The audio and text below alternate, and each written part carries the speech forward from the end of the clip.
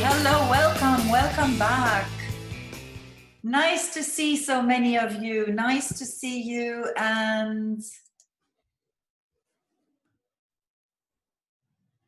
I'll just wait till, I'm waiting till audios are connected so that everybody can hear me, and then I will start. Really nice to hear everybody, and I don't know where you're all from, but it's really good to have you with us. Tonight, I have a guest that we already had before. But before I come to him, let me a little bit say something about why you're here and about this series. It has changed a little bit, so let me just introduce that to you for the ones who are here for the very first time. You are on It's Your Life series. It's Your Life has started on the 1st of April, and we had the pleasure of having so many wonderful, amazing speakers talk to you about all kinds of tips, tools, techniques, tricks, tips about well-being, about breathing, about everything that has to do with psychology, with the mind, with the physical health, with wellness, with lots more. I hope you enjoyed this series, and I hope that you were able to join us on the call. If not, you always have the option to go to my website, mindyourpower.org. It's Your Life, all speakers, and listen to all the replays. Now, we did that for 6 weeks daily. And then, because there was so much now, and it is really amazing how many people are online, how much information, how much knowledge is being shared all over the world. So it is really great to see how people are sticking together and sharing whatever they know. Now, since there is so much, we have decided to go weekly instead of daily. Plus, I have my evenings back. And so now you have It's Your Life every Tuesday live at the same time, this time. So it is 8 p.m. in Dubai. It is 7 p.m. where Daniel is with us now in Beirut, and do the math for wherever you are. For the ones who don't know me, my name is Mona Abdelrahim Santel. I'm the owner of Mind Your Power, with the headquarters in Dubai and a little office in Beirut. And Mind Your Power, it's all about your power. It's all about recognizing the mind. And that's what we're going to talk a little bit about today, because it is about psychology today. However, it is a very interesting kind of psychology. Daniel Ghanimé he's a hypnotherapist. He's a hypnotherapy coach. But what I wanted to say, now I just confused too many words in one. What I wanted to say, he is a morphopsychologist. What that is, he will explain to you much better than I even could start doing. It has to do with the face. It has to do with understanding the face and how you recognize characters and you recognize the psychology in the face of people. Let's let Daniel talk to us tonight about morphopsychology. I am very curious and very happy to have you with us again, Daniel. Welcome. Yeah, same here. When I start, when I asked you about the subject, if we're gonna put it here, it's gonna be like, okay, what the hell is that? Everybody is asking me. You put this title, morphopsychologist, hypnotherapist. Okay, hypnotherapist is complicated by itself. So if we look at it this way, if hypnotherapy is as complicated, what is morphopsychology? Is it psychology? Is it some people, they mix it with gesticulation, reading body language. No, it's not. So today I would like to say hello everyone. For the ones that are watching the replay afterwards, hello again. So I'm going to dive into this kind of presentation / conference / you can cut me anytime you want and ask any question. So I will share my my screen, obviously, plenty of images. So that's basically it. Morphopsychology is quite a frame of let's say face readers if we can put it this way. But yet my, you know, la Société Française de Morphopsychologie, if I say face readers, they will hit me. So this is the case. Okay, so let's put it this way.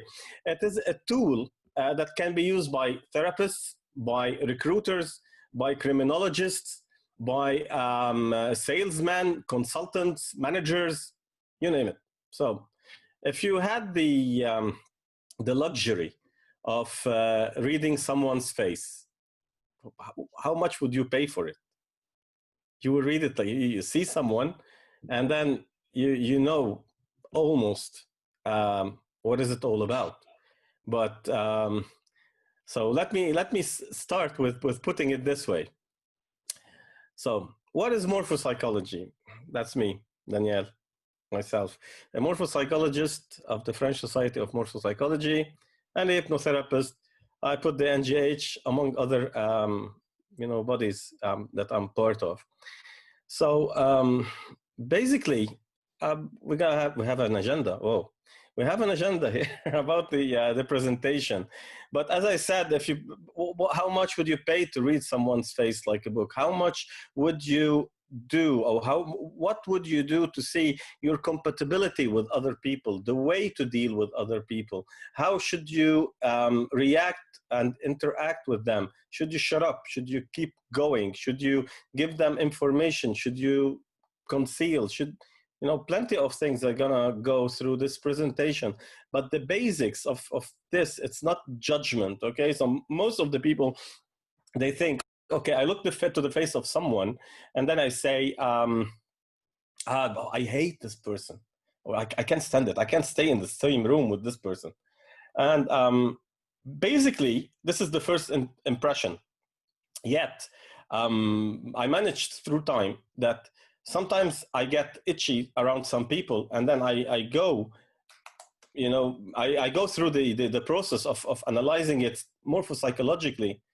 And you see that this person becomes appealing, because it is not the first impression for us as morphopsychologists. It's not the first impression that count, rather than the analysis of every single bit of the face. And then you will be amazed. It's like you have maybe 10, I will discuss maybe 7 out of 10 components. So you can imagine that how many possibilities that you can put together. So basically, when you say like you have 4, 5, 6, 7 personalities or whatever it is, you end up having like 9 million something. So it is not about judging, it's about understanding. That's why I said you will never judge someone without knowing the whole story. You might think you understand, but you don't. So the first thing we're gonna dive into, what is it? Okay, is it an art? Is it a science? Is it, so actually it's a mix of everything. It's a part of every single component of the life that we go through. It is an art, yet it is not. It is mathematics, yet it is not. It is a part psychology and analysis, yet it is not. So it as much as it depends on the way you do the analysis, theoretically speaking, as much as it is dependent on the on the morphopsychologist, him or herself, in the way you can be very observative and very analytical, and you will be able to fetch small stuff in the face that it will change your way of thinking. So, does it work? Yes, it does, very much. So, when you start, when you start studying it, actually, it takes 2 years, by the way. When you start studying it, you think like, okay, does it work or not? And then for the first 2 hours, you start analyzing. That's what will happen to you now. Usually, when I do that in front of like an audience, I call people on stage. So I do a small rapid analysis, but yet in here it's going to be a bit like awkward. First, we're going live on Facebook, so I'm not going to analyze anyone, not to disclose any internal information. but you will enjoy the rest of it. So I'm not gonna go into details of the history, but I'm gonna put it just more or less like we say about hypnosis. It started thousands of years ago. It started actually with Egyptian priests. This is why how they used to pick and recruit. Okay, that's recruitment. How they used to pick their own disciples or apprentices.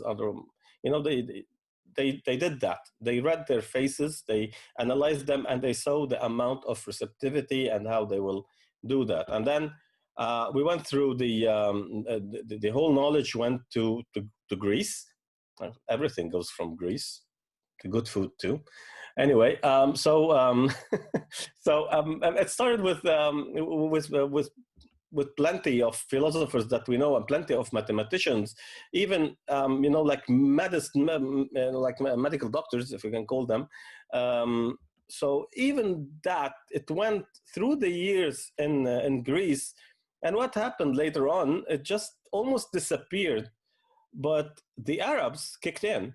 Okay, they took this knowledge.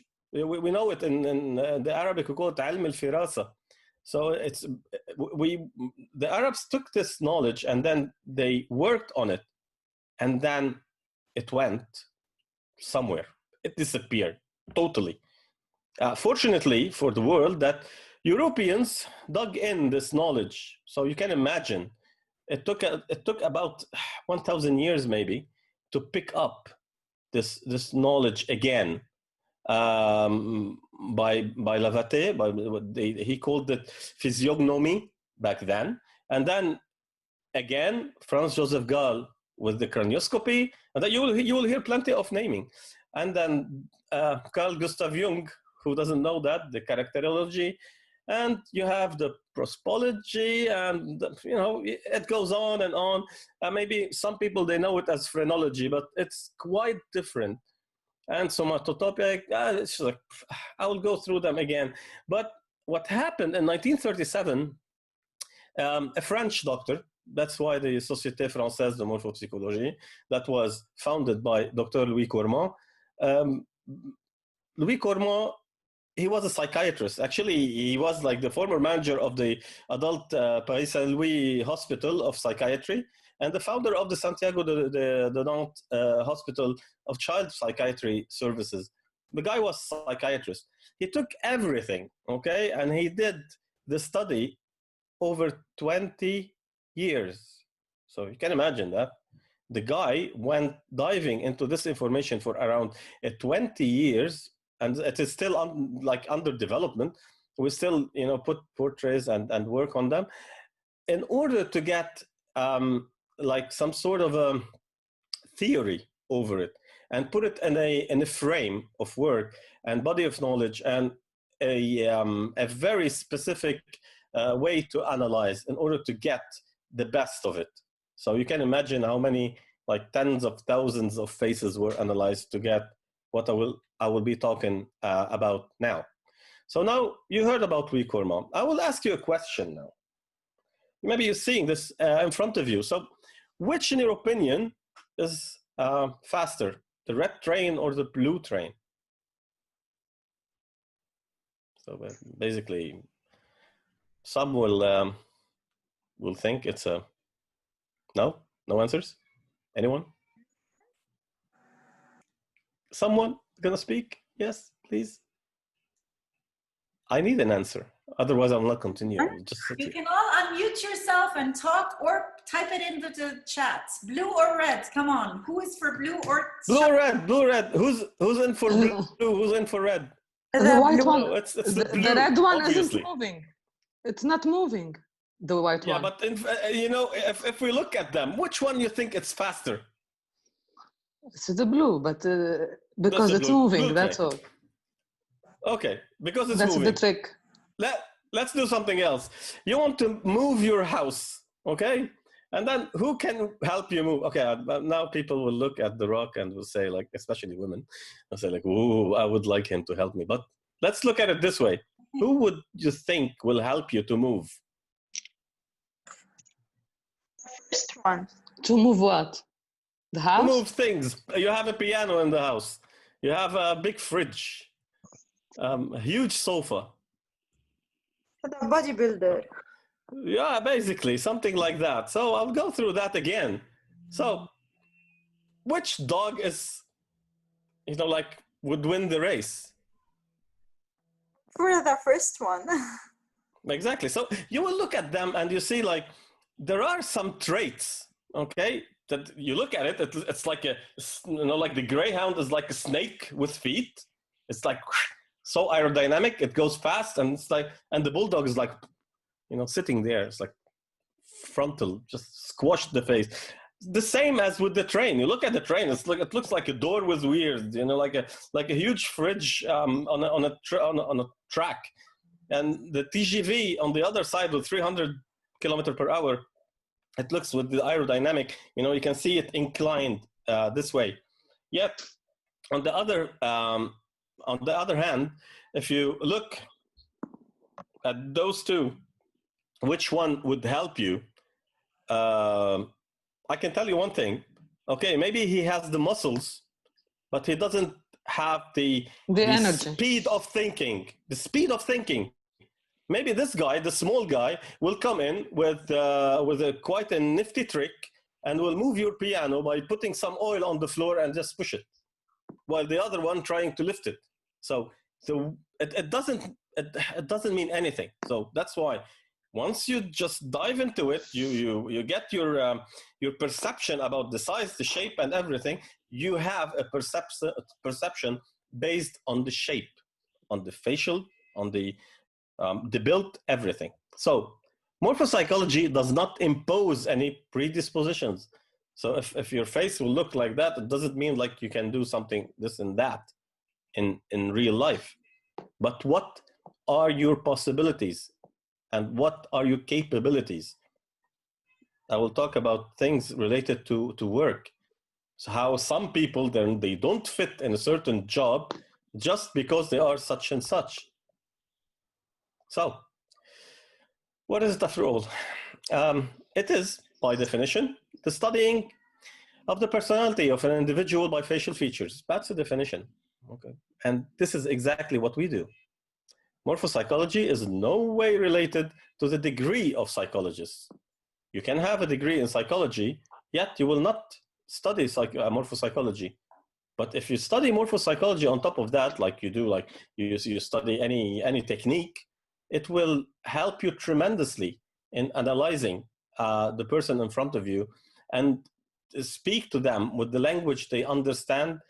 On top of that, you can identify traumas based on the facial characteristics, and you can just talk to them in a way to make them go unfold faster. And the term morphopsychology was created by Dr. Louis Cormont in 1937, as I said, before the status of psychologists exists. So back then there was psychiatrists. There weren't any psychologists. There was psychology, but the psychologist term was used as a psychiatrist. So he came up with the term morphopsychologist in 1937, way before the term of psychologist, not the psychology. Now, because some people that tell, no, that was like a long time ago. I know. But as a psychologist, the term was created way after the creation of the morphopsychologist. Anyway, so what we will know exactly, what we do,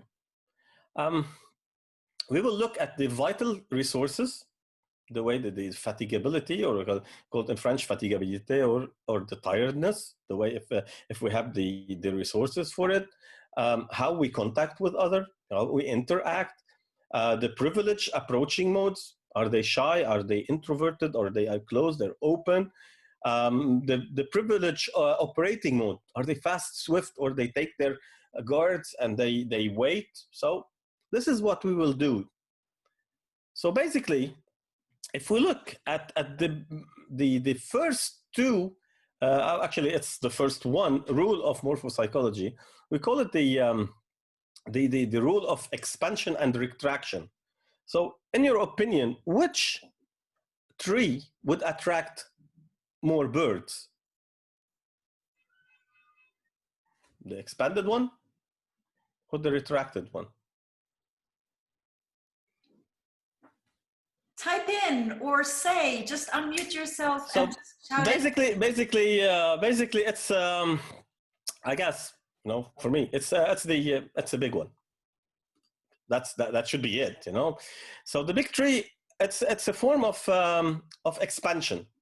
So the rule of expansion goes like an extroversion. This is nature, and then you have the small tree, long and just very long, and it's quite, maybe it will attract eagles, but not small birds, and not many as much as but actually this big tree, it will attract bats, you know. You can attract, you know, plenty of insects, butterflies. It can attract everything. So what will happen here? You have to remember, it's always about understanding and never judging, and it's a major rule, because every single one of us who started with the morphopsychology, we ended up in the beginning, this guy is this and that, and then we start analyzing them like any, you know, psychology major student that will go and then give a label for everyone. If you go doing that, you will shoot yourself in the leg, and then you will not be able to advance. Actually, my personal hobby was to I jumped a lot in airports. It was my favorite hobby is to sit at the airport and just start analyzing faces. It was amazing. Actually, you end up being like you wake up, you open your eyes, you're a morphopsychologist, you sleep, you are a morphopsychologist. You read every single person's face just like that. It just happens automatically. So what seems to be some sort of a very complicated process, it becomes a habit, and then it becomes automatic. So you can imagine what you can benefit. So how does it work? Before I dive into that, I would like to remind you about the major things, okay? It is no question for a morphopsychologist to read the thoughts or to know. We're not like mind readers, okay? So we don't know how would a person react based on his shape. It's like a snapshot of who he is now or who she is now, but there's no possible way to know how would they react. But how would they react? It's impossible. So morphopsychology is studying the personality of an individual based on their facial features. So it is not about gesticulation nor the body language. And the knowledge, behavioral, and dominant traits of a person do not, like the rock, you know, with the muscles, do not determine his reaction at a moment in time. So he can have plenty of muscles, but he can be, now you will get used to the wordings, a frontal. It means that he will wait, you know, adapt, and then reacts, rather than being an inclined face where he can goes like a TGV for the thing. We only talk about the dominant features. So if someone has a big nose, we'll talk about his big nose. We will not talk about, you know, a normal chin, but it's a combination. So we don't take just the things bit by bit. So it's a combination of all the facial features. And the morphopsychologist is not an artist nor a clairvoyant. Okay, we don't go drawing things, or we don't just predict the future. We use a very accurate grid.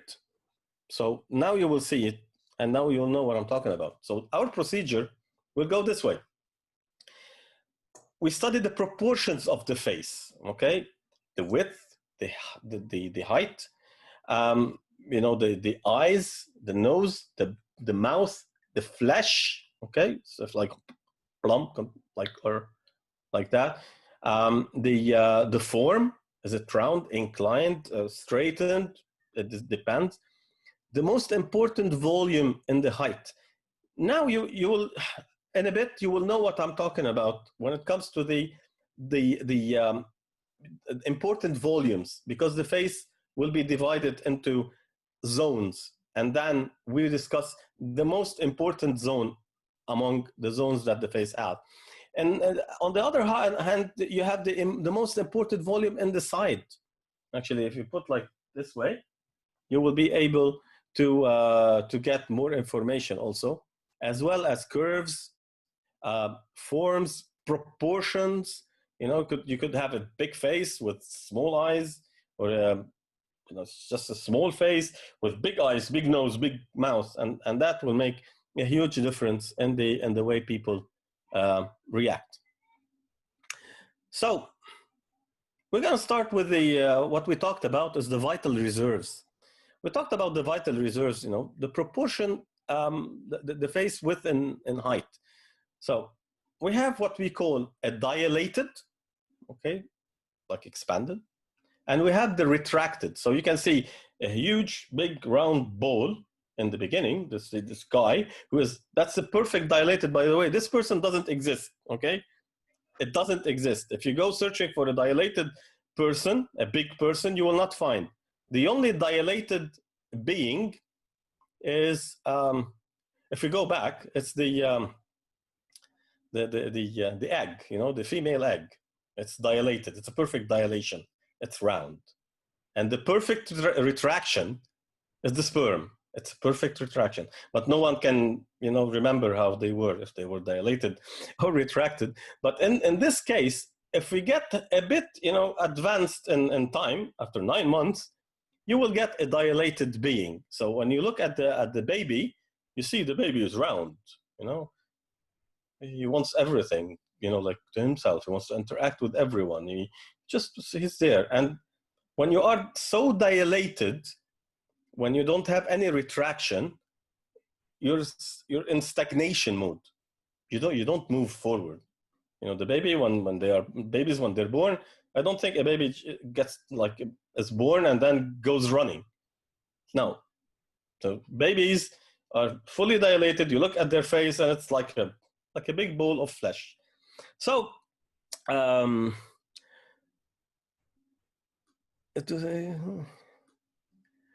so if we go this way and we look at the retracted face, the retracted face is like the greyhound. Okay, it's like this guy at the end is a perfectly retracted person.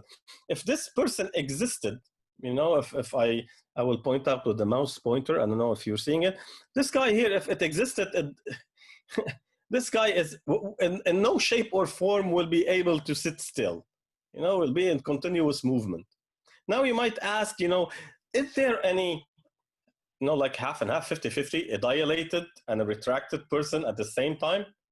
If this person existed, these powers will neutralize each other. And you end up like with also a stagnation, kind of non-movable on all levels, even emotional. So now, you know, you look at people, usually dilated people, what they're like extroverted, like the big tree.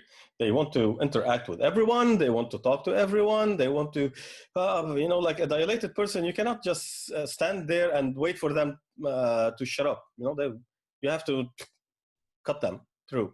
While if you have a retracted person, they will go to a doctor and then they will sit. Nothing.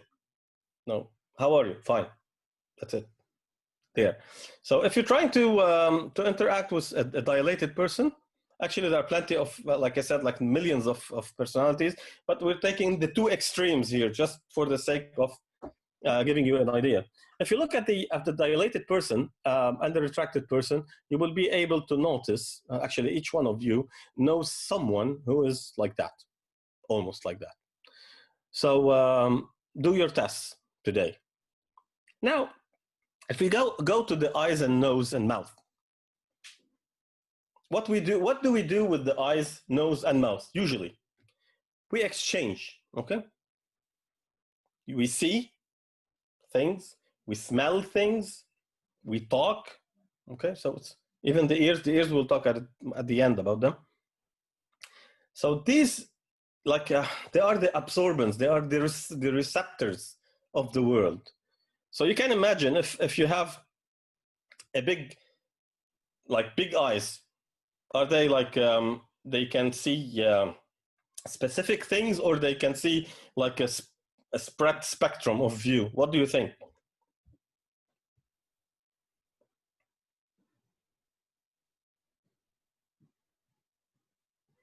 probably a wide spectrum. Yeah, exactly.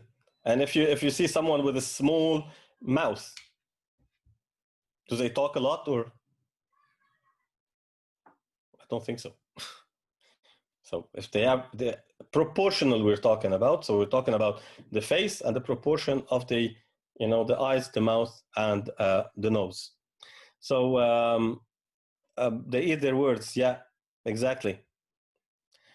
So if we go even deeper in that, we have the face, the frame of the face. You can see it in the green square. When we frame the face, we look at the receptors that we call the small face, in French, le petit visage, that is triangular shaped.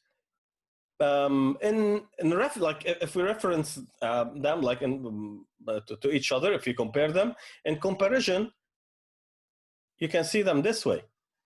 So you can see Miss or Mrs. Minelli, her eyes, her mouth, she has big receptors, in comparison with the frame of her face. And that's what we say, like, she's a reactive person. She's like, I get everything from the outside and I have to talk about it. And she's like, fast, she talks a lot, she interacts a lot, she makes, like all the, and anything in the whole world will affect her deep inside immediately, because she's not, impermeable, she's not whatever, guarded, shielded toward the external world due to the opening of her eyes. But if we look at the man on the left, you can see it very clearly. You have a big frame and a very, very small receptors and small face. What that means, okay, I like to be open, but only with the things that I feel like being open to. And I only share what I want, and I only let anything that I'm interested into to see. So this guy is very analytical, very we call it like sharp eyes. That he can be very selective, and if he speaks about something, it means, whoa, it means a lot, because he barely speaks. He doesn't share. Okay, so you can see the difference between these two now. So now you started seeing things differently in people's faces. Now you have two. We only talked about like nothing now. It's only the frame and the small frame, and you already have a big idea of what's gonna go next. Now, if we go to the face's flesh, okay, all these plumbing things on the face, it's about the flexibility and adaptation to the surrounding. So we have what we call the tonicity of the face, of the flesh. Is it tonic? Like I don't know, Carlos Wilson, like someone like very, very tonic, as if they had a facelift to the back, or is it atonic, that is very going down, like the face is very like stretchy and mellow. And this way, when you have the flesh and the thickness of the flesh versus how does it look like, will give you an idea, how do they adapt to their surrounding? Are they with the I call it like the laissez-faire? Okay, you can see someone like very like that, like the droopy, droopy from the cartoon, by the way. Droopy in the cartoon is like, you know what, I'm happy. Even if they're happy, they just don't do anything about it. And if you look at it on the other side, you look at Scooby-Doo, okay, he's like very, very tonic, just like strong, like boop, boop. You see him like he's all over the place. So if we look at it this way, you have the flesh and the way the flesh is modeled. Okay, so it's like you're shaping some sort of pottery. So the way the flesh is modeled, it will tell you how the person will be dealing with the outside world. Are they diplomatic? Are they very stiff and rigid? Are they You know, like how do they deal with the problems? Are they, you know, they can be penetrated by the outer world or not on the relational, you know, like the flexible kind of manner. So if we look at them, now we're back to the rock. This guy keeps popping up. So the operating mode, okay, I'll give you a small hint, by the way. The face looks like the body, okay? I will tell you why later on. So if we looked at them, you know, if we look at, you know, from left to right, you have the round, you have the inclined, we call it rétracté latéral, and you have the straightened. So some people, you look at them as if they had a door shut to their face. You know, they're so frontal. They're just like the bulldog, like we talked about it, like the train we saw in the beginning, the red train. Looks very, very poof, like that. So these people, they have a certain way of operating. They don't go, they just charge into the problem. They just wait, you know, as if like, I wait and see, I analyze, and then I will react. While the lateral, the inclined person, it's like the greyhound. I see things, I go for it. That's it. They're so active, they're just, you can't stop them. While on the other side, you have the Gérard Depardieu type, the round, okay? They're, as we said, they're like babies. Okay, they move, they talk, they interact, they, you know, they're like that. So you cannot, you know, even if you want to argue with them, they will be talking forever. So if someone is married to someone like that, I feel pity. Anyway, by the way, there are no good or bad characters, as you know, we're not judging here, we're just understanding. Now we go back to the most important volume, you know, in the face. Okay, so, and it's the mobility fundamentals. How do this person mobilize his reserves? You know, how do they interact? How do they think a lot? Do they feel a lot? Do they you know, like want to go by instinct, like the as we say, the crocodile brain kicks in? Are they very physical? Are they very, you know, like sentimental, or are they mental? Not mental as in crazy mental, but do they have cerebral you know, capabilities? And then we have the most important volume in the side. Actually, we're going to go in detail in these, but I'm telling you, every point we go through it bit by bit. And basically, you have the harmony, the curves, the forms, the proportions. As we said, the big face, the small face. And then if you can look at the, I'll talk a bit about these two photos. If you look at the woman on the left, do you see something strange?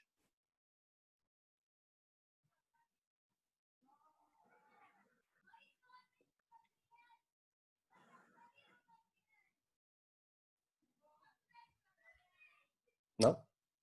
Her left side looks squashed. Yes, as if she has two faces. No? She looks like she has two faces. You know, look at her. You have like, yeah. And then if you look at Henry VIII, 7 wives, yeah, exactly, asymmetry, Elena, that's it. Actually, you're a morphopsychologist, do I know? These kind of words, we use them like our daily bread.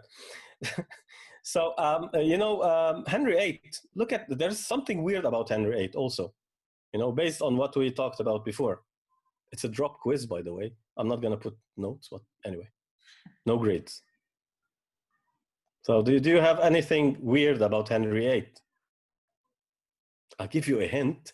Square triangle. Very square face. Square face versus a small triangle. Look at his face. His face looks like a huge screen with 3 dots in it. 2 eyes and 1 mouth. It's like, if I want to depict this in voice, it's like Henry VIII have a face, 2 eyes and 1 mouth. This is how it goes. And it means a lot. This guy is brutal. He can just, he is not easily affected. You can see his tonic face. It's like a huge face with a very straight, like flesh with very small receptors. So this guy, the world can be destroyed around him. He can just kill a whole village and nothing will change for him. Life goes on. So we just analyzed someone with a huge asymmetry on the, she's very asymmetrical, by the way, on the left. And basically, she's either on the verge of mental illness or there's a huge problem there. Now, somebody will tell me she's hemiplegic or she had some sort of stroke or something. No, she's not. Okay, she didn't have that. So if you look at it, most of the artists, by the way, this harmony or this difference of the face on the two sides, you can, I bet you, if you go on the internet and search for artists, I mean creative artists, you will see it. This kind of internal conflict between what they were and what they are and how it goes, it can create, like amazing, what I call it, innovation or creativity. But what lies between creativity and being insane? Like sanity and creativity, you can cut, on a very short thread. So if you go through that and look at it, some people, they can go to totally berserk, and some people, they can go very creative. But as you know, plenty of creative people, they slid the line of insanity. Maybe they committed suicide, or I'm not going to talk about like suicidal things. And now the politically correct people will hit me on the face. But anyway, like some people, they will go crazy. Real crazy, we're not talking on this and the kind of sugarcoating things. Insanity can cut in between when it comes to a huge asymmetricity in the face. So now you know plenty of things. Should I leave or I continue? So what we do, the measurements, as I said, there were like volumes of the face. Okay, we have 3 different levels. We have the instinctive level, here. You have the affective level or the relational level, and you have the cerebral level. So you can see them where we measure them. Other schools, they may measure them over the eyes. We don't do that in SFM. We do it this way because after 20 years, I guess the guy was right. Asymmetry. Sorry, what about asymmetry in the body? Is it the same? And morphopsychology, we don't do body. That's why we said it's reading the facial characteristics based on that. But I will tell you one thing, that's Elena. I will tell you one thing about why did I put the body next to the face here. There's a reason, I guess. If you look at the face and we put it just in relation with the body, the lower part is like your lower part from the waist down. It's the movement, okay? The way the possibility of achieving things, the way you can react. You can't move without the lower part. So the movement of the person goes with the lower part, and that is resided here. And what is there with the lower part also?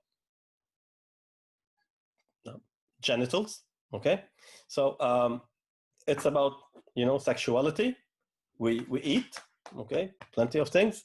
So the lips by themselves, they are also a way to indicate the need for, let's say, all the instinctive stuff like money, sex, and food. So that's why sometimes you see all the, if you look at the cabarets or something, people, they just make their lips bigger. What does that mean? Maybe they don't know, but there's an internal need for that. And based on that, I will tell you one thing. It's a secret. Don't tell anyone.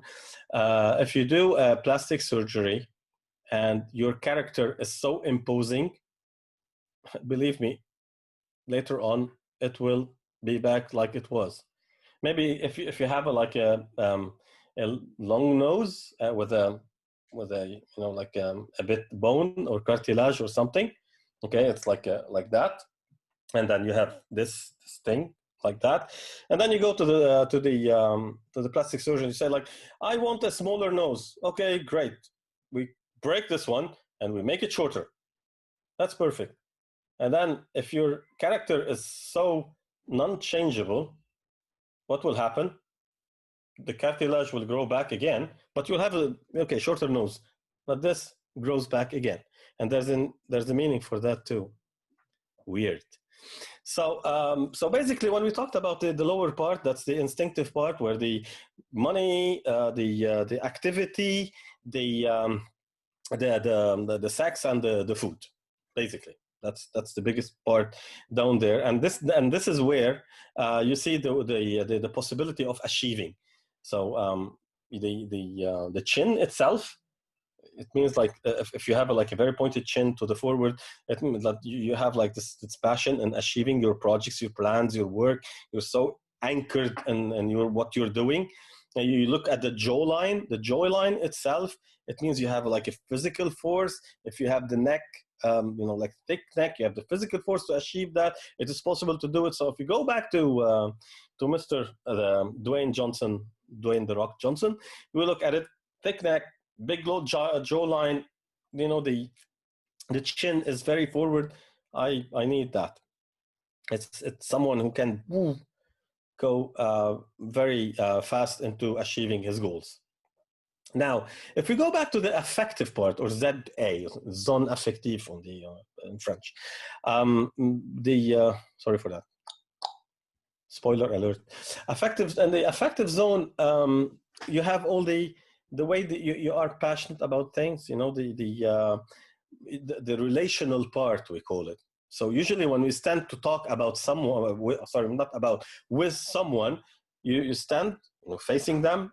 If you are introverted or shy, you just protect your middle part. Okay, you just put it like that, or you put it like that, and then this is the part where you have relation. So as Professor Jordan Peterson say, stand with your shoulder back, and usually, so you have to expose your chest, shoulders back. It feels like, okay, you have the openness to interact with other people, and this is the zone where you interact with people. Usually, actually, we say like someone is nosy. Okay, that's something really funny. When you say someone is nosy, what does that mean? He's nosy.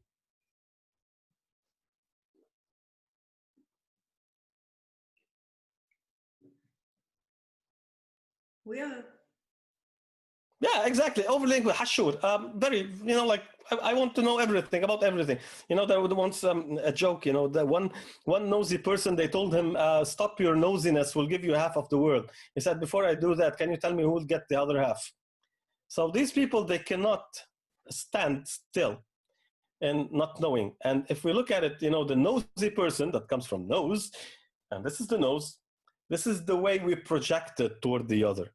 So you can see it. Okay, maybe you have friends who didn't cut their nose yet, but you can see them. People with very very projected nose. They are so.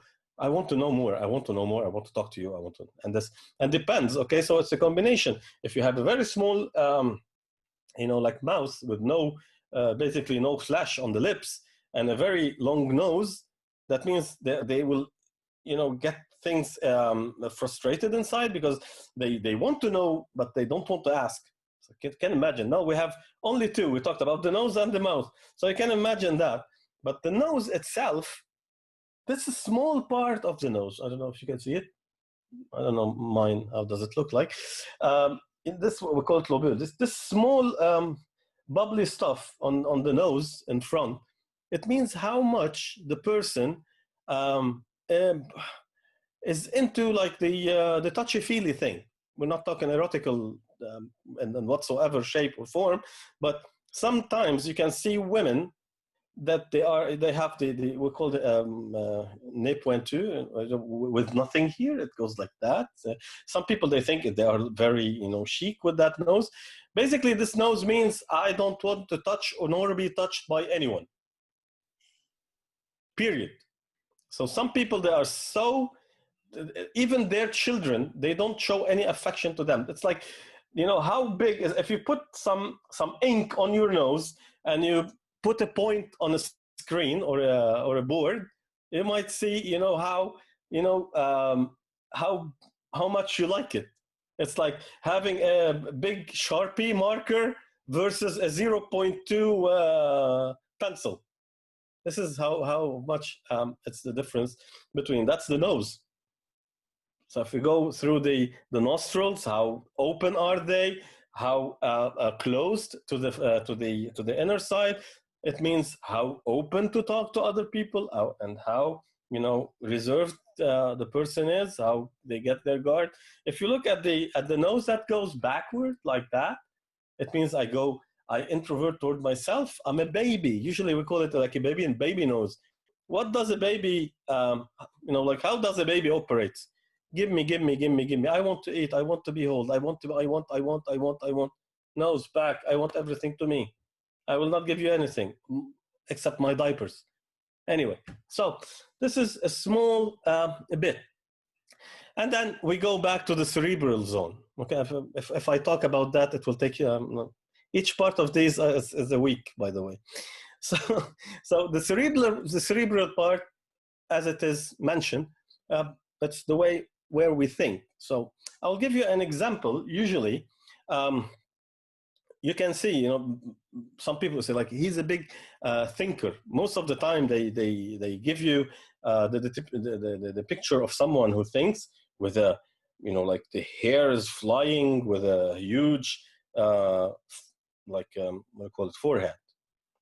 This part here, it's where the analysis, where the observation, where the thinking goes, and how does it flow from here to the execution. It all depends on the inclination of the head. Okay, so if someone frontal, like the bulldog, he will think, he will analyze, and waits to execute. If someone is lateral, he will think. We're talking about the same head, by the way. I will go through just bits and pieces now. And then the ideas will flow, and then they will execute them. Most of the what do you call them, the stand-up comedians, they have a very fast way of thinking and acting. So just look at them, you will see like a very fast inclination here. Whew, that was a lot. Are you still with me? Who's there? Yeah, great. Are you happy? That's perfect. So, asymmetry. We talked about the woman with the Daniel, it is so much and so overwhelming that people are like, don't know what to say because it is so interesting and so much information. So keep going. Okay. So if we're talking about the asymmetry, and we talked about the woman on the edge of insanity. So how did I know that? How this? I'm not like, as I said, I'm not a clairvoyant. I'm not a mind reader. But there are plenty of indicator and different, like, and the volumes and the shape of the face and the way the face is going. Is it like dilated or some? It could be like atonic on one side and tonic on another side. So all works in combination. So for the so if I look at it, the face is divided in two. We call them in French hémiphase. Okay, I will be using plenty of maybe French to English kind of translation because it's French after all. So we're divided into hemiphases or semi-faces, the left and the right. Okay, that's perfect. That's good. And three zones. We just said that. 1, 2, 3. Okay, and then we go analyzing them. And asymmetry could exist in the width. So you can imagine, like the woman, you have one part, actually, some people, you look at them, you will see like they have like a squashed one part here on the right and a plumb part on the left.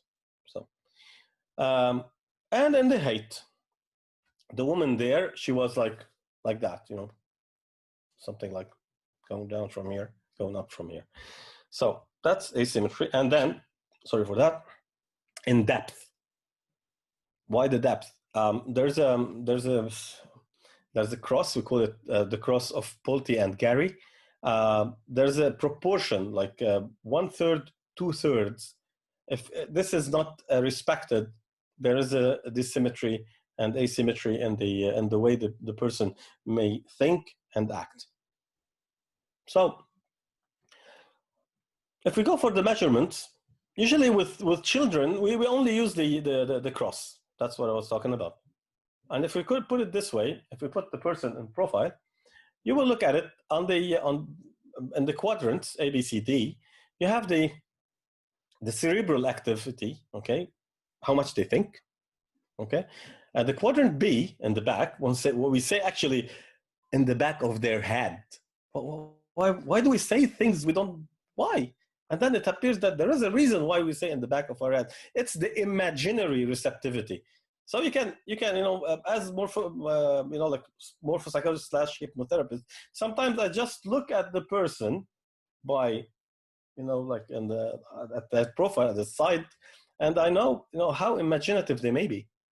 And sometimes their imagination is not that big, so you go with a different way. And as a psychotherapist, you can go also, and when you go through them all, you will have quite a good idea. Now, on the C side, the quadrant C here, as we say, the jawline, the way, the physical activity, how do they act and react? While the instinctive receptivity is in the back here. So sometimes if you look instinctive receptivity, like the crocodile brain and stuff, you see all these people who are like, they want to go and fight. You don't see an inclination on the neck. You see the head is just as if it was stuck on the shoulders. It's like one big piece. So you feel like, they don't have any receptivity of all. They just like go and charge and kill you. So, and with the kids, you have the 1/3, 2/3, starting from the cerebral activity on the E, and then you have, and you have the imaginary receptivity. So if you have a child, in front of you, you can just see that. If you don't have, go buy one. No, that's a bad joke. You look at it, you see the child. They have a big head. They are so imaginary. They live there in their imagination. And then they have this small bump. You see there, most of them, they have this, the forehead is quite, like curved. What does that mean? They are so, they think a lot. Basically, they are, like a sponge, but they live in their imagination. That's basically. So if I go and mix and match, I will show you, the faces and how do they change if we just change one simple component. So it looks like the same girl. Actually, I'll put it left and right, and you will see there's quite a difference in the perception. If I put it this way, just by changing the lips, okay? She has, we call it atonie, she's atonic on the lips. You have these here, they are quite down. You feel like she's sad. And usually what we say when we see someone, probably someone of your friends, they have the lips like that. It means like they have suffered a bit somehow, somewhere in time. So basically you see like a happy face, a sad face. You turn it this way, a sad face, a happy face. So it's nothing changed. if I want to take this guy, by example, okay, how would you think something will change with that? And you will be amazed. At this person here, you will look at the lips. The lips, as we said, it's an indicator for I love probably money, sex, or food. Okay, it depends on the way they are, the flesh on the lips and how much red is there.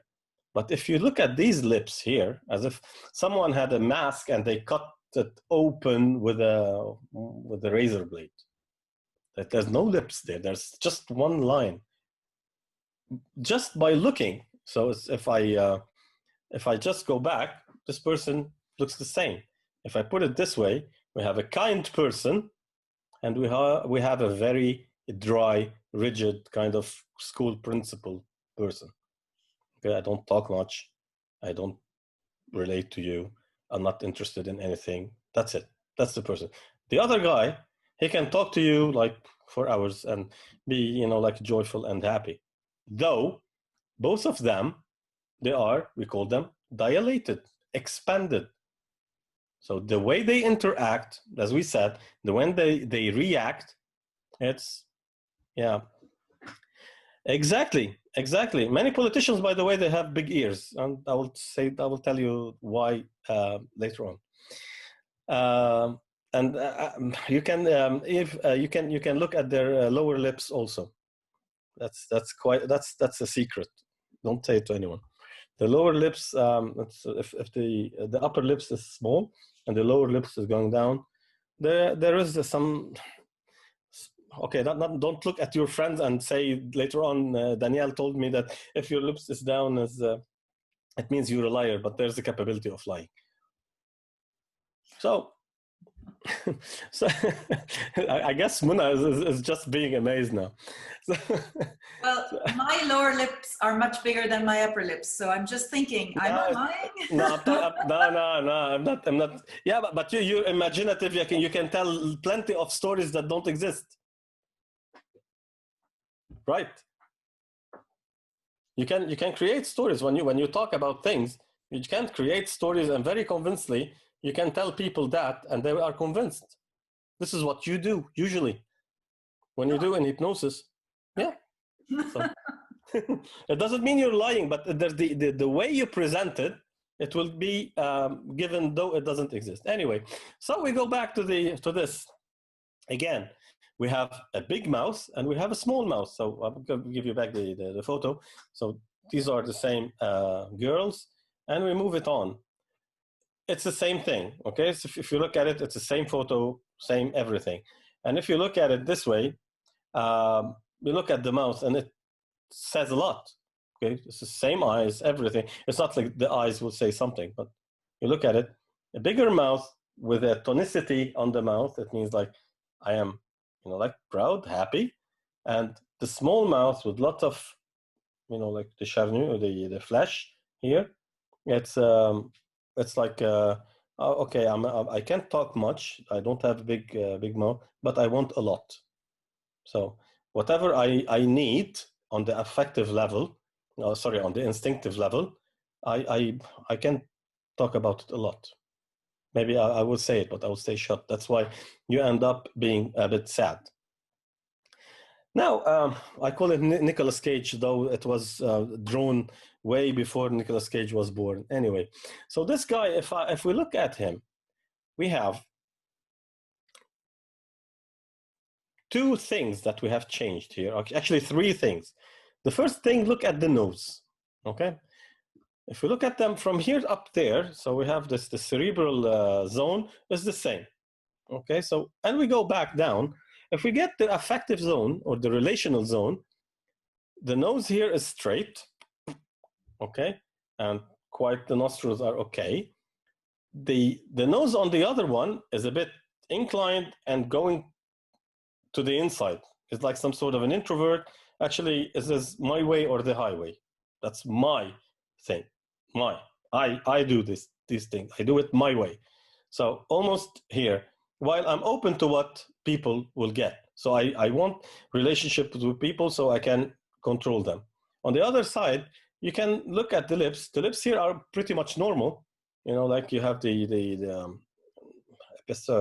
thickness of the lips is quite good. You know, very as if it was artistically drawn. These people, we say they are like gourmet, but not gourmand. Like, yeah, they are very selective in things. They don't eat anything, you know, out of like, I want to eat anything. No, they are very selective. They want things their way. They like food, but they like very, you know, the presentation of the food, the things that we look at it this way. Anyway, but the other guy is just looking at this guy is a very tonic jawline. The other guy, you can see the flesh. It's all over here, and the chin is down, and the lips are. What does that mean? Okay, I don't act fast, you know. Just give me food, anything, you know. It can. You just look at it, and you will see things this way without me talking about it. Okay. So, is that weird or not? So, if we continue, now there's a huge difference here. If put it this way, as we said about the chin, you know, being anchored in the realizing the realization or the execution of their job or their projects or plans in life. You see the jawline, the chin, everything like that. You know, the way the lips are made. You know, like it's like very open to life. While the other one is atonic. You see the face is quite thin, longer than larger. And, you know, okay, I can do this. Okay, whatever, give it to me. You know, they're a bit pessimistic. It is not because of the, you know, if I look at it, they're the same. Change two components and it's a different person. A different character, actually. Okay, this guy, really interesting. Actually, it scares me. Look at that. That's the same guy, okay? Just by changing the chin, the double chin, the lips, this guy goes from, I don't know, an SS German agent in World War II to a professional, I don't know, pedophiliac. Look at him, just by seeing that, okay? I'll just do it back and forth. The way, the jawline, the punch, the power, the everything, you know, the physical, you know, execution, the neck, the jawline, the lips that, okay, I'm very stiff, I'm very dry from emotions, to this guy that is like, I just put things up front. I want to eat, have sex, make money, do whatever I have to do to fulfill my instinctual needs. So it's funny, huh? So I posted once a photo of soldiers. You can fetch it on the net. Soldiers, how they morphed when they went to Afghanistan and came back, you know, after the war. And you will see the changes that they went through. So you will see what parts of their face will retract and what sides of their face will expand. So in this case here, we're gonna look at the past and the present of the person. So now you will see how we read people like books, like actually faces like books, and especially in clinical practice when people they come. Let's put it this way. I didn't talk about it because it's a bit complicated, but I'll put it this way. If you go like a fender bender, an accident with a car, and you hit like against a lamppost or a wall, you would have a bent, whatever it is, a door or whatever, and it shows. And the face is the same. If you get a shock in your life on any level, okay, it will go in, like as if you had an accident. So basically, here, the apples here, if someone had a shock in their life, okay, the squash part, it will be like that. So some people you may see, you know, within your friends or maybe yourself, you look at yourself in the mirror or friends, and you will see there is one part here that had an emotional shock. You will see this part as if someone crushed it. Okay, so sometimes you see people with the eyes quite in, and maybe they saw something that shocked them. And so anything that goes in, it's like a retraction. I got afraid from something. Okay. So basically, if you get the children in your practice, and you see that the mouse is a bit back. It's an example, by the way. I don't want anyone from my friend to be a bit angry about it. But most of the kids, actually boys that were raised by military or soldiers or officers in the house, their father is part of that, with a very sharp discipline where the father can talk and they have the right to express themselves. With all due respect, go check yourself on the mirror. You will see your mouth is a bit going to the inner side. Anyway, so we talk about the past and the present. So the right side of the face, I like to call it the, let's put it like that. It's like a warrior. You have the, what do you call it? The sword on the right. Okay. Corresponds to the activity and sensitivity, like the left side of the brain, all the analysis, the solving, all the things that you want to do, the reflects, the expression and insertion of the personality in the world. So it's like about the society, the profession. That's the now and the future. That's the present. That's the right side. By the way, this is only applicable, well, not only, almost like 80-20, applicable for the right-handed people. The left-handed people, it depends on the left-right side of the brain. So sometimes it gets a bit, like not uncertain. If we go through the analysis, we know it. But if you want to take it as a rule, just to test it and have fun, basically right-handed people, the right side of the face is their present. Okay. And the left side of the face corresponds to the motricity. It's like we call it like the shield. The warrior, you get the shield with the left and the sword with the right. So they shielded with the left side. So corresponds in the motricity, sensitivity to the right part of the brain. All the emotions what happened in their past, everything that they went through. So it reflects the sensitivity to oneself, their inner self, their inner communication, how they talk to themselves, okay? How they act and react with themselves, not with the other people. So the right side of the face is rather the outer sides of the personality, how they react with the outer world. And the left side is the inner part, the sensitive and deep part. Okay, so you can see it this way. Basically, there is no, okay, maybe there are some people, they are really symmetrical. The left and the right, they are so symmetrical. And they are the autistic children. Autistic children, they have faces of an angel. There are no conflicts inside them. They live in a different world. So if you get a photo of an autistic child, you split it in half, you put the left side and the right side together, you'll have the same face. While you get anyone on planet Earth, if you split their faces left and right, you'll get different faces. Look at this guy. That's him.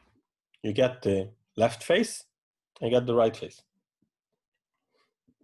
You look at the left face. The left face is a bit expanded. He was into receptivity. He was, like living. It was fine for him almost. And then the now actually person, the present person. You look at him. It looks more mature, no? He's more selective. The eye is a bit shut. The mouth is not as flashy like the other one. You see the ears are a bit advanced. I want to listen more, I want to get more, I want to be very selective, and I want to defend myself, because you can see the nose is retracted too. I don't want to deal with plenty of people like I did before, though I had my guards on. Okay. And if you look at the left part, they are both right-handed, by the way. The left part on the guy underneath, The left part is more expanded. You can see there's a huge difference.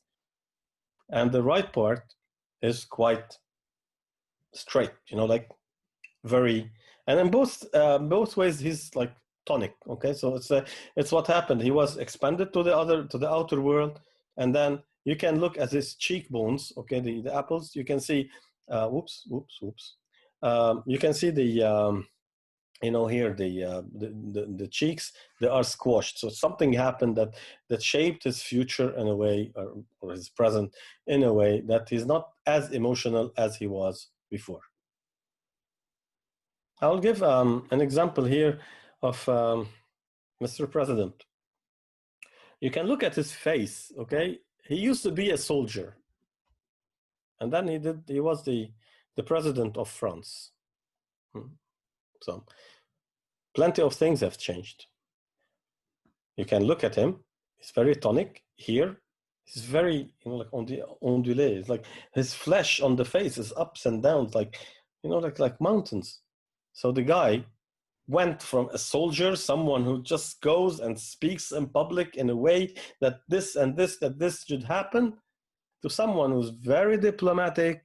He just analyzes things and gives things in a quite different way. By the way, look at the lips.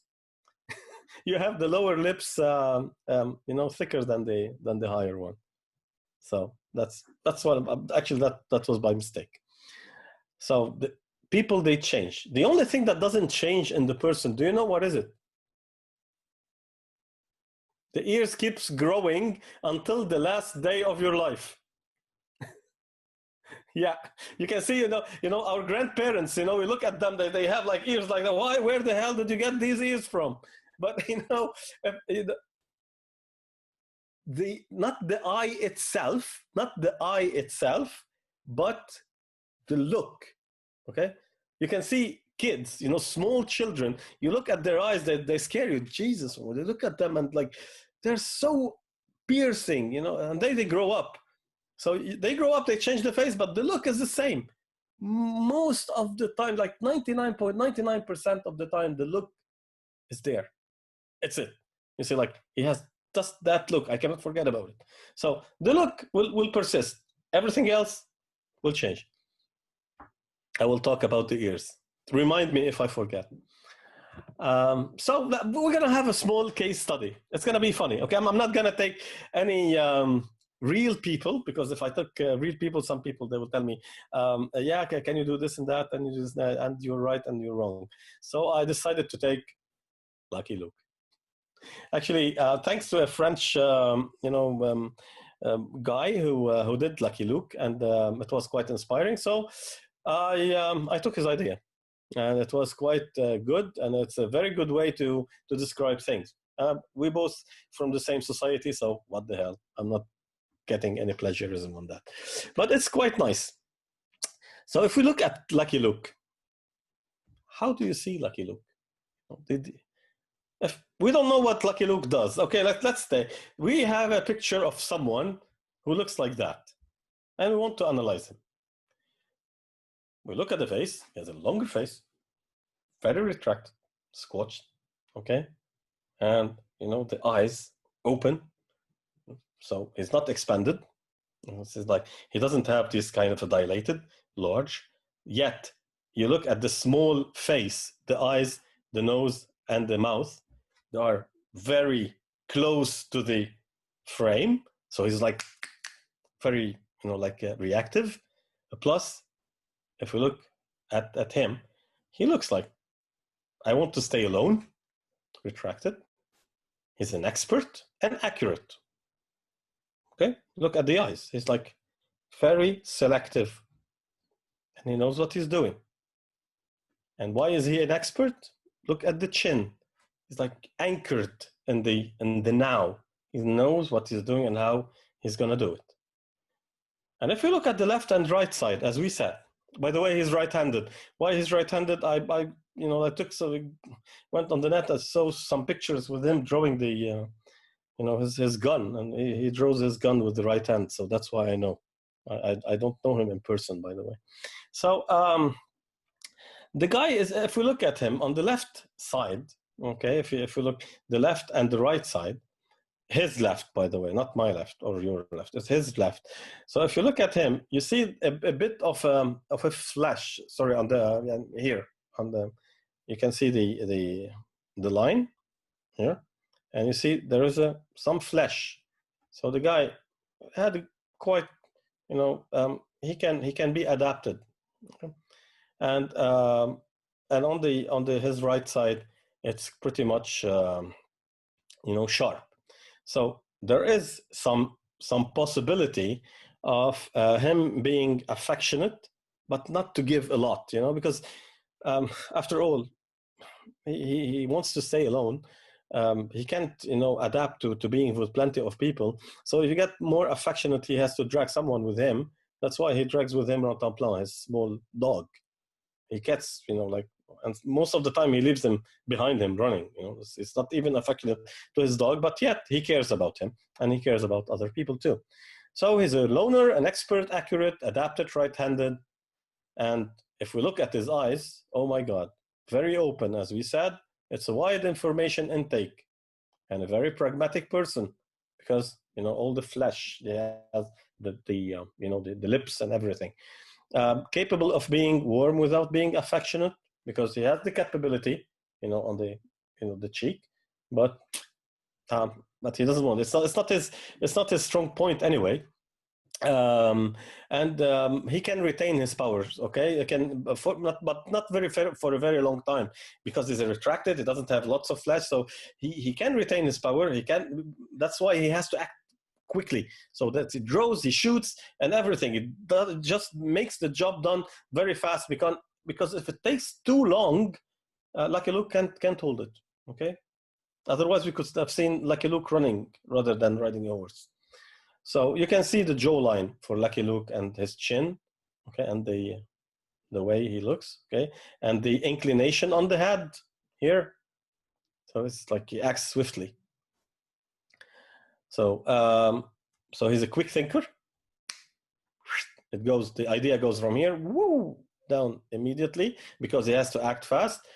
A bit affectionate due to this part here, and he has a short-term effort, because he doesn't have a conservative powers. So he has to get the job done, shoot, and then ask questions later.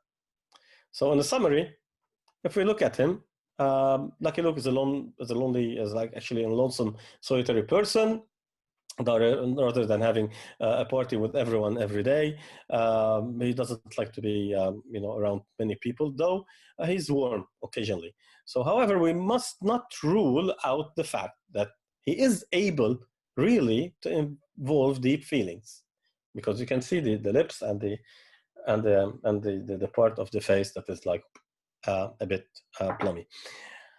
So he's not the type of easily attached emotional connections, because he wants to be alone. Okay, it's not his main motivator. It's not his called the point fort. He's not like this. That's his specialty. I don't want to be affectionate. He's a killer, for heaven's sake. It doesn't mean who's killing, but he's killing, you know, like bad guys or good guys. But he shoots.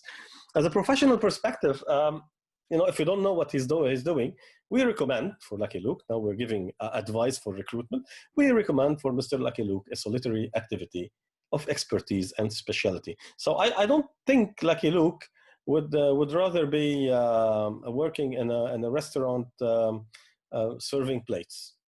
He will kill the owner. You know, it doesn't work like that. He will not, you know, be able to cope with all the people around him. So if Lucky Luke is only going to be a motivational speaker, I guess some people will be held against the wall. Wherein he can accurately you know, he is accurate and timeliness work, because he wants to finish fast. He can't stand to wait more, because he doesn't have plenty of force of conservation or conservative forces anyway. He has to, you know, like he cannot do things without analyzing, because he has to act quickly. So he sees, he acts. That's it, and no need for imagination. So I have someone in front of me. He's a bad guy. I shoot. That's it. So a fast, quick, accurate work with quick decision and low point of emotional involvement. if we look at it this way, he has a short effort. He can't do plenty of things at the same time. He just do one thing at a time, and not able to retain his power, as we said. So if we look at it, whoever created Lucky Luke, I don't know if he is a morphopsychologist or not, but if you just go drawing someone who acts fast, swift, he will end up having someone like that in order to reflect, how the person could act or react.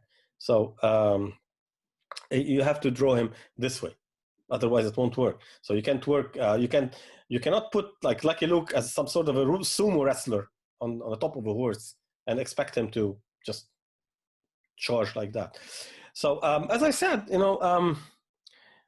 so I'll give an example. For recruiters, sometimes you will have someone who is very, let's say, skinny, quite, not very extra-weighted, and they work as accountants.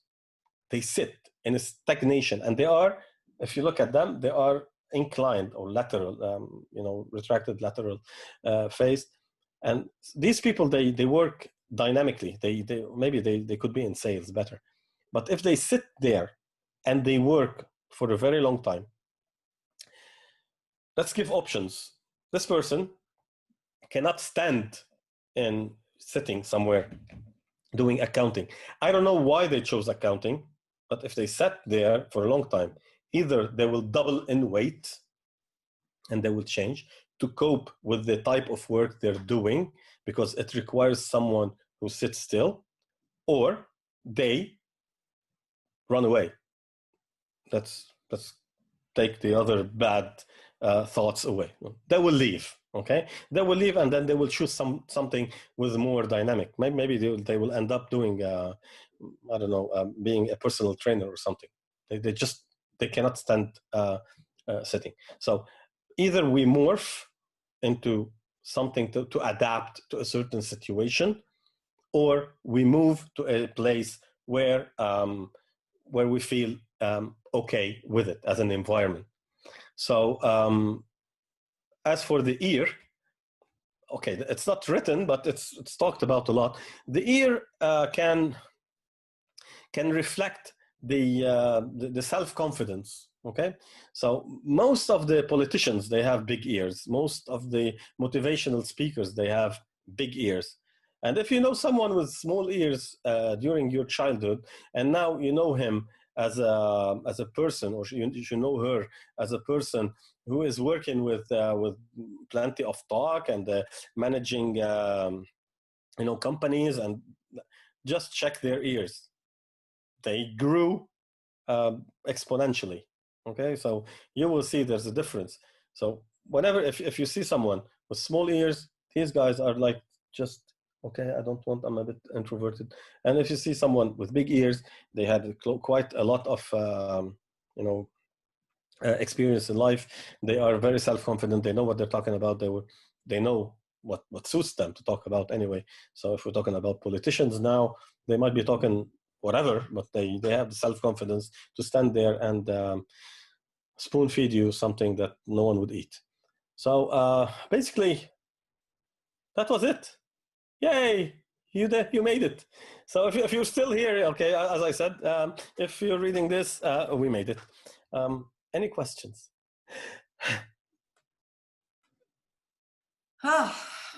That was a lot, Daniel.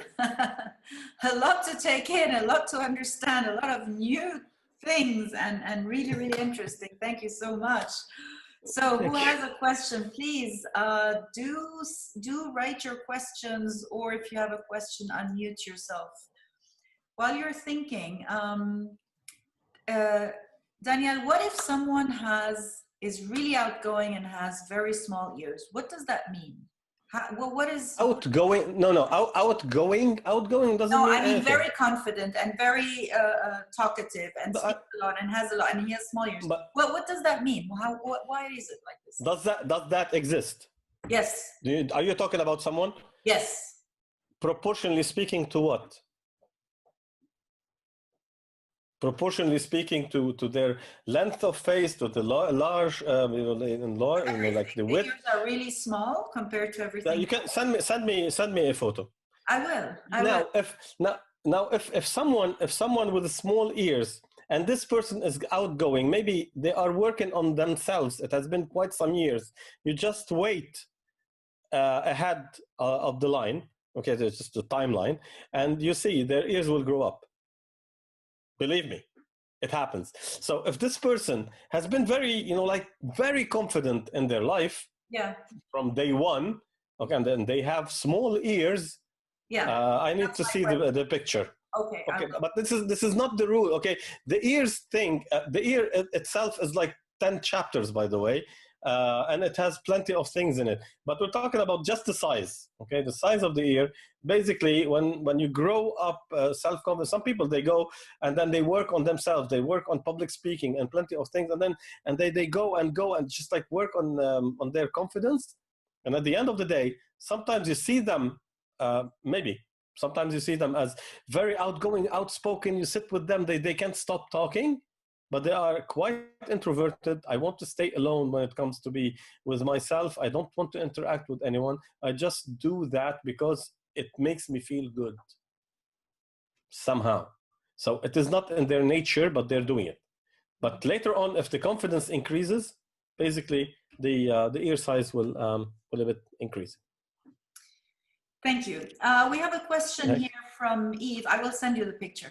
We have a question for Eve, from Eve saying, thank you very much. Any chance you could prepare a handout for this? It is a lot of information to take in.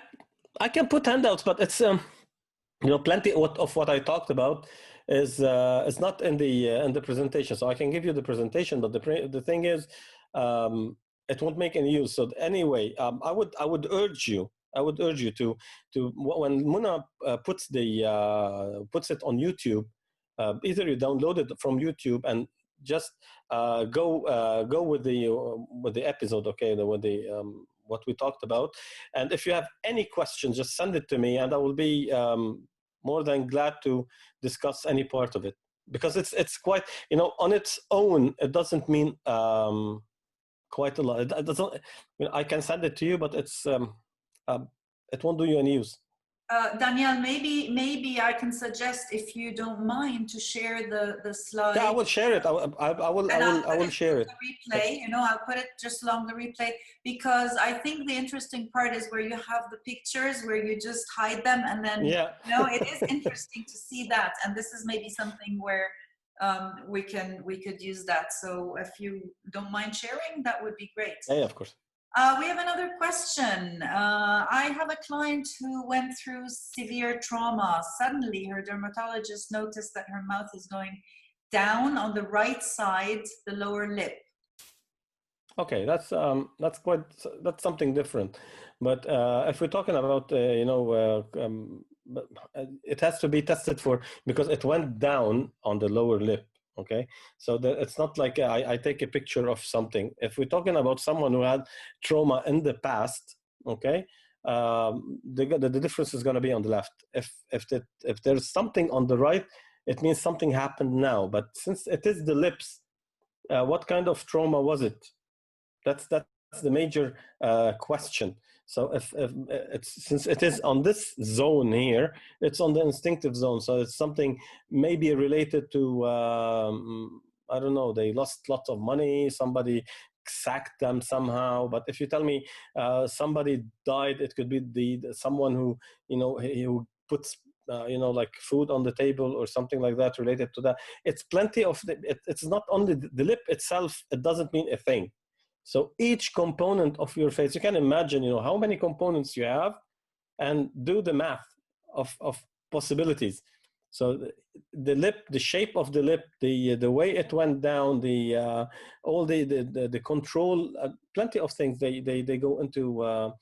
That's why I said now what I put here is something very simple, and basically it's quite a very extreme, either this or that.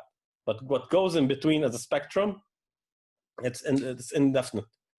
So basically, if there is a trauma, and we know it's a trauma, so we deal with it. But if where morphopsychology resides, if you're sitting in your office or clinic and someone came, like a client or a patient, you will be able to notice that there is something wrong that happened. Okay, maybe in the past, maybe now. So some people, you can look at them if they had a very emotional shock in the present, let's say, I don't know, somebody either died or left them or something like that. You will see their right, the present part on the affection side, it will be squashed.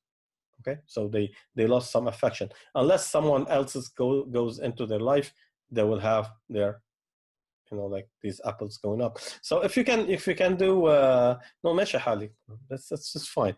Your sheikhs are so basically if we look at students, if you want to do that, with students or your kids or whoever you want, but when things open up, when they go abroad to study, or when they go abroad to have some sort of an experience with language or whatever, when they come back after like 3 months or 6 months, look at their faces and see if they had these plummy things here going up, they had a very good relationship. If they have their squashy stuff. Elena is hiding herself. So it's easy, it's the problem with this thing. It is so we make it look so easy, but so seriously complicated. So in case someone comes in, after a trip, and you look at them and see like they are squashed somewhere here. It depends on where. So they had a bad relationship, or they you can see their chin somewhere flattened. It means that they had a work and didn't work for them. So I don't know. Once I was asked, about the dimples. Some people, they have dimples here. So dimples, actually, they are some sort of a retraction. Okay. So basically, it's a way to soften the thing. So if it goes here, it's some sort of I will soften it, I will control it, and it goes into some sort of a passion, as we say, like it's joy and anger. We put all together, we get the passion. So we are passionate about our work. You see a dimple here, or you see the chin going to the front. And if you have the dimples here, okay, so you're like passionate and like in emotional and relational stuff. And so it goes plenty of components that they go inside.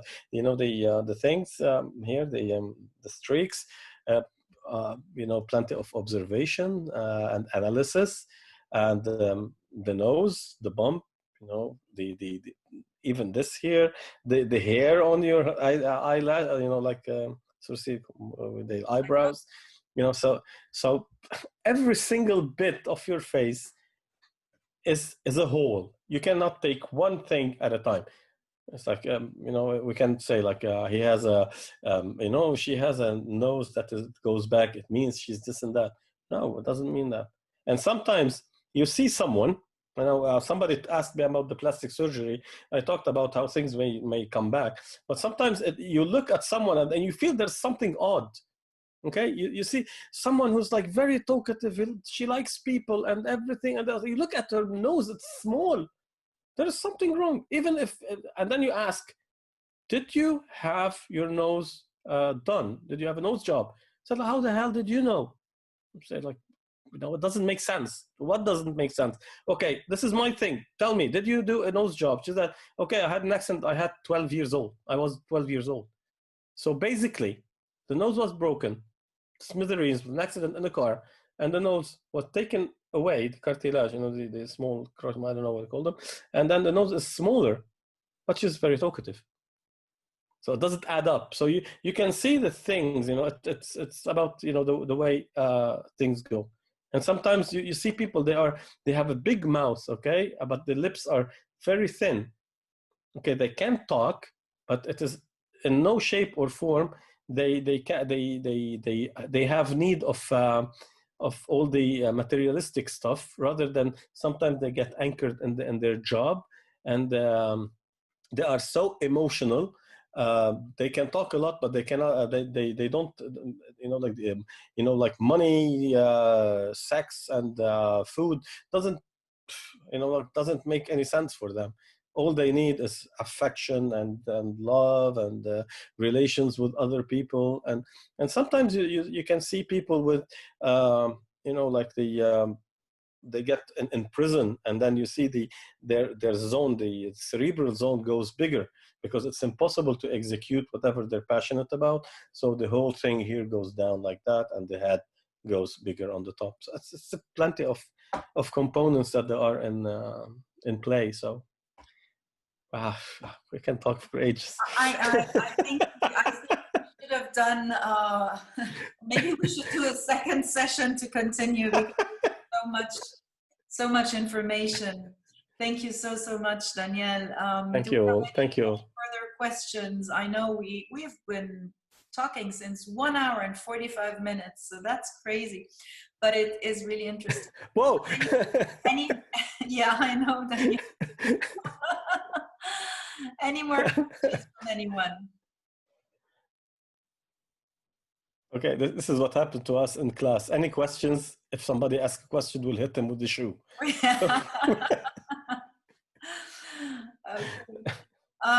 Well, then I guess I will ask you some private questions later on. Yeah, of course. You're very welcome. And each one of you, you have the right to send one portrait. I will be more than glad to talk about it. One.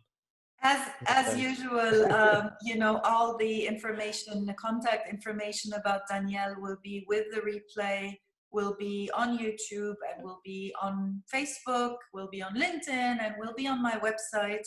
Once again, if you want to see all replays, the old replays, please go to my website, mindyourpower.org. Go to It's Your Life, all speakers, and you can watch each and every one of them. Now, for all of you who enjoyed that, our next talk is next Tuesday, because we have now weekly talks. So watch out for the email, watch out for the announcement on Monday night and Tuesday on Facebook and on LinkedIn for next Tuesday nights. Again, my call to everybody who does want to speak, who does have an interesting subject, maybe, I don't know if you can top morphopsychology, but I'm sure that you do have really, really interesting things to talk about. So if you would like to talk on It's Your Life, if you would want to be part of that, please also send me an email at mona@mindyourpower.org, and you can have the next floor, not the next one or the one afterwards, but we have slots starting in about 1 month. So for now and for everybody, thank you so much for being on the call. I know we had people from a lot of countries. I saw here in Europe, we had America, we had US, we had Lebanon, we had Dubai. I don't know if someone was from anywhere else. Hungary, I know.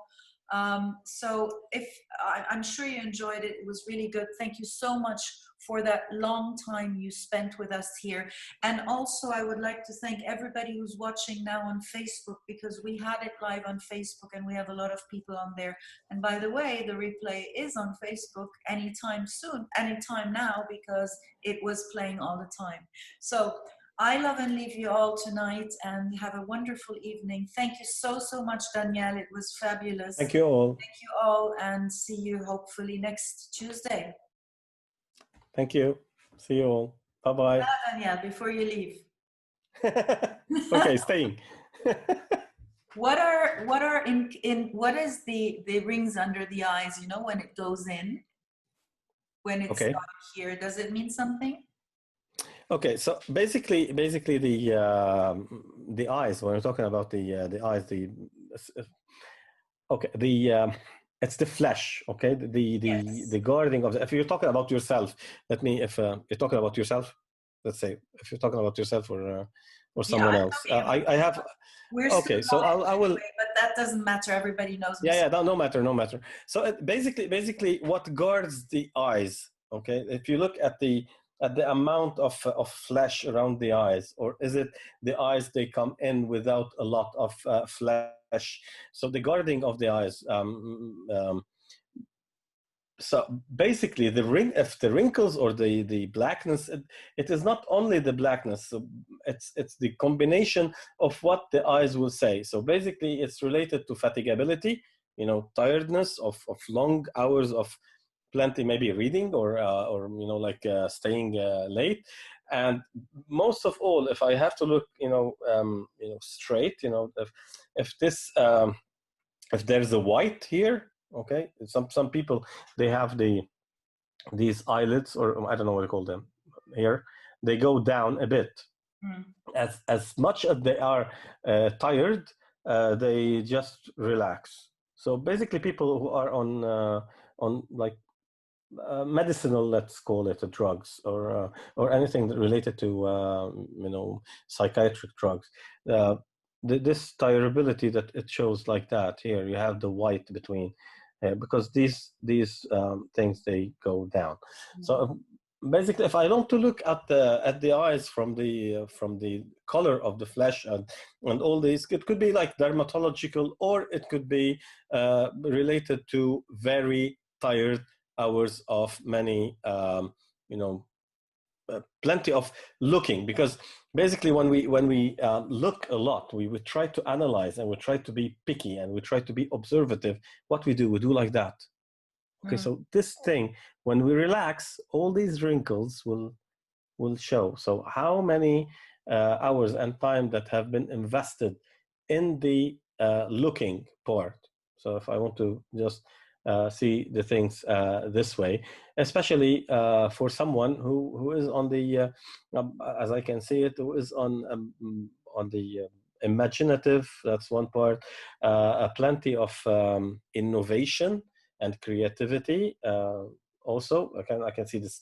You know, there's one part which is a bit higher than the other, and so plenty of activity, brain activity, a long forehead with lots of analysis. So all that goes in from the eyes. So you have plenty of information.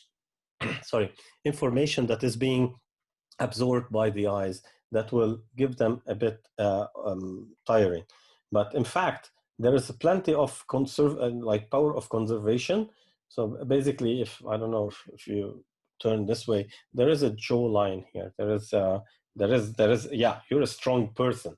You're someone with very strong. So you have you know, like you can preserve your powers for a long for some time, and you are a diplomatic person with all the flesh that goes here to you know, like to what call it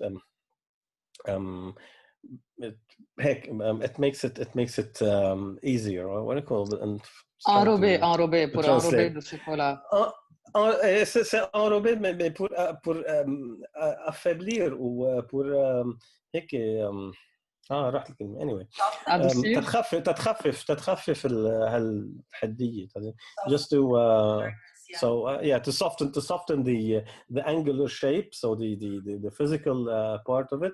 So in order to do that, you know, when there is you know, the flesh here, it will soften this thing. So basically, some people, when they are very tough, okay, with a jawline and something like that, and they have some sort of a career, let's say in writing, or something in teaching, or something like that, they end up growing a beard. But now we ask, you know, it's instinctive, by the way, and growing the beard, you can soften the jawline, thus you can soften the reaction of the crocodile brain, so there won't be any much. So basically, if you get someone with a beard, okay, if they you know, shave their beard and the jawline, there will be a bit more you know, not aggressive, but there will be more a bit physical. So this is one thing. Now, on the other hand side, if you take someone who had excess weight, okay, was like dilated, and then they lose weight, So this is what happens usually. They lose extreme amounts of weight. We're talking about 50 to 60 kilos. They change. They go from a dilated person to a retracted person. So this person who had the amount of, preservation, and he can interact with so many people, suddenly he doesn't have this, yet his character has attracted plenty of people. He will not be able to cope with it. So that's why you will see them on the edge of insanity. They will go nuts.